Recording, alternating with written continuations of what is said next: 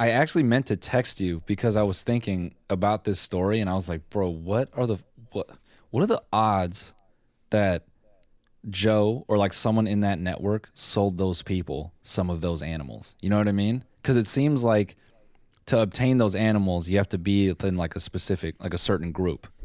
You know, like it seems Yep. like it was born out of like a group of people 20, 30 years ago when owning exotic animals really wasn't illegal. Like there were no laws around it. So these people are sort of like grandfathered in because they owned them in that time period and they kind of grew up with it and know how to obtain them. And now it's probably really fucking hard, if at all.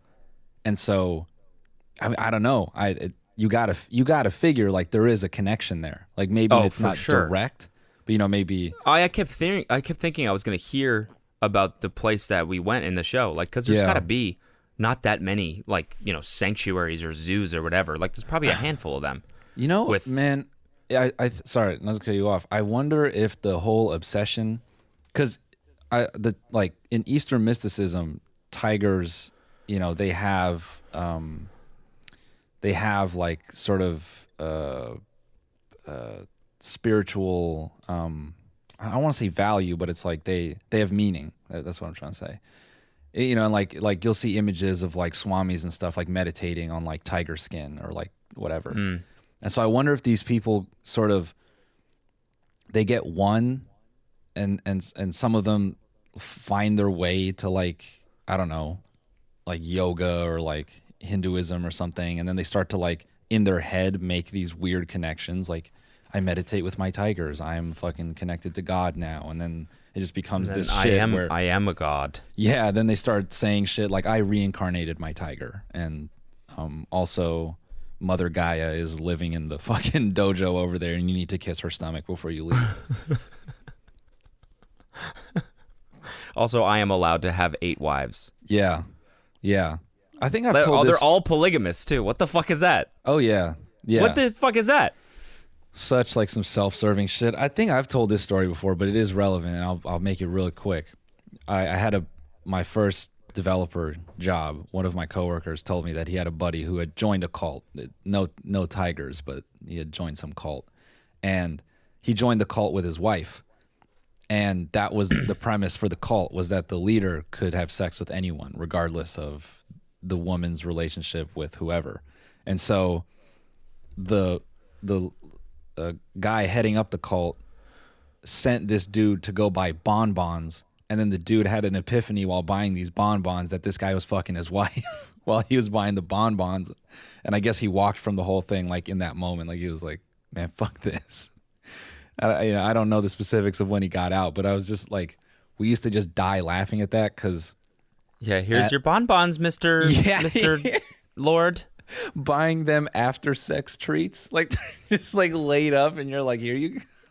Oh, But no, it was specifically funny because at the company we worked at, it was like, they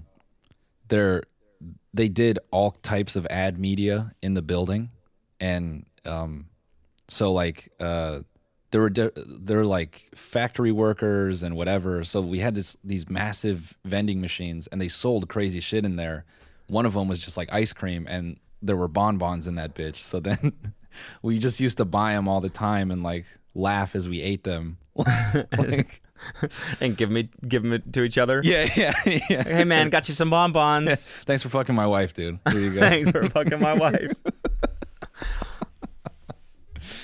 Yeah, That's bro. That Go watch sucks, Tiger dude. King. Oh wait. Yeah, so Carole, Yeah. wife killer or husband killer. Do you Yeah. think she did it? I do think she did. She was I the kinda worst do, man. one, dude. She I was the kinda worst do. one. I hated her more than the other people. No, she was what a self-entitled. Everything she said made my skin just crawl. I said self. I meant self-important. Like she was just so fucking just had her nose in the air about everything. It's like, man, who the fuck are you? You are no different. You are no different than these other people who want to own these tigers, and you do it under the guise of sort of I'm helping, but it's so insane to be like, Yeah. only I deserve to take care of big cats because I know how to do it. Why? Because you loved big cats since you were young. That's everyone else. Yeah. I mean, what really like made it clear to me that she's the exact same was, you know, this woman basically is like lobbying for like the ethical treatment of big cats and not to breed them and not to sell them and stuff like that. And so she rescues them from places that do that, from places that breed them and sell them to like celebrities and stuff like that. She'll rescue these cats and then they live on her zoo. And she'll take people out, charge them for tours and shit like that. But then all of her workers are fucking volunteers. She doesn't pay them a cent. And she has like 100 people working for her, like on Christmas and shit like that. Fuck you. Yeah. Piece of dog shit. The fuck out of here. Oh, and her fucking weak ass. That guy, I've never thought of the word beta in a serious way. I look at that dude. That's the first time I actually used that word. I'm like, holy fuck. This dude is beta as shit. He's a simp. Oh, bruh, big simp. That's the first time I've been able to like use that word legitimately. He's a simp. Dude, the way he just sort of like just hangs his teeth on her and fucking just sucks and eats everything she says and like makes it his opinion is fucking foul. Like what a spineless little fucker that guy is. Yeah. I mean, the very first thing you hear from him in the show is, I will do everything I can to make Carole happy, no matter what the conditions. Ugh. And you're like, what? Yeah. We don't even know you, dude. Say hi or something. Introduce yourself, maybe. That's his identity. I'm the man that does what Carole wants, and I will get her bonbons if she chooses. Yeah. If she so desires them. Ugh. I think the biggest thing I took from the doc was, man. So I think Making a Murderer was interesting because it exposed basically all these people in major cities who don't understand the Midwest or like that weird shit goes on. Is like, whoa, dude, the justice system is fucked up. Mm-hmm. And I feel like Netflix is in this thing with documentaries like that where they just have to keep like one-upping. You know, I feel like the next big one was Wild Wild Country, this big cult that like had its own nation, like or like was trying to form its own territory and shit. Like that's crazy. Yeah. And now they're here with these stories of people who are so specific and so wild. You know, it's like, oh, this shit like writes itself kind of thing, right? Yeah. What the fuck? Like, Is it's next? good. Yeah, but what the fuck can they do after this? Like, they're in this shitty position where they can't beat the last thing they made, I feel like. Or, like, you know, they can, clearly, but it just takes more and more intensity. Like, the next one has to be, you know, proving that coronavirus was an engineered weapon. Like, that's the only... Yeah, that'll be the next one for sure. Infowars. Yeah. Coronavirus was a weapon invented by a polygamist who also owned tigers. Yeah, and formed a cult, and was wrongfully incarcerated for the murder of Stephen Avery or whatever. Teresa Halbach. Yeah. Yeah. It's the Marvel universe of fucking documentary characters from Netflix. Oh my god, dude. Oh my god, dude. It's That's just, really funny, actually. Dude, it's just fucking it's Joe the Tiger King. He's with his tigers and monkeys. It's him. And the villains are Doc Antle, Carole, and wait, who what's else? that guy's last name? Antle? Antle. A-N-T-L-E. Antle. Oh, I thought it was Anal for a second. Doc Antle. We'll call it. No, that'll be his name. Doc Antle. Doc Anal, yeah. Is Doc Antle, Carole Yeah. the husband killer, Yep. and the Rajneeshis, and like they're the evil, right? And it's Joe, and then who's Stephen Avery's son or whatever? I don't know. I never watched that one. You didn't? What? No, I didn't watch that. Is that To Make a Murderer? Yeah, Making a Murderer. No, Making a Murderer. Yeah, I didn't watch that one. Hold I watched on. like the first couple episodes, I think. Hold on, no, dude, I got. And fucking Jiro from Dreams of Sushi. That's not a Netflix one, is it? Yeah, that's not a Netflix. He's one of the good guys. He's one of the good guys. Who the fuck else? Brendan Dassey. That's his name. Brendan Dassey.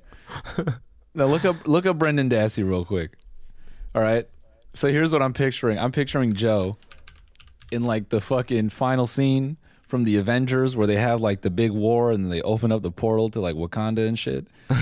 Who's So this guy? Brendan Dassey, dude, he was like, he is the basis of making a murderer. He supposedly was like a witness to Stephen Avery like killing I don't know, somebody. I forget now at this point. But my main thing here is Brendan loved wrestling. Okay? So Joe comes in and he lets the animals out. They open up a portal to his fucking zoo in Florida, and he comes running through that bitch with all these tigers. And he's like, "Get him! Go on get!" And all the tigers and the monkeys go out and start beating Doc and his COVID vixens' asses. And then Brendan Dassey comes from the top, like through a portal from the top rope out of his cell, and he comes down with a cage over Carole, and he gets in a cage match with Carole and Doc Antle, and he wins by way of... And then what's Jiro doing? Just chopping sushi on the side? Yeah, no, he's like cutting sushi and he's feeding everyone, making sure they're nice good to fed. fight. Yeah, they're good to fight. I just keep picturing We Brendan. should sell this idea, dude. That's the only way they're going to be able to top what they've done. It's a natural next step for them. They make a pro wrestling league out of all these fucking villains they've created in the world. Oh my fucking God, dude. Tonight's Hell in the Cell, Brendan Dassey versus Doc Antle.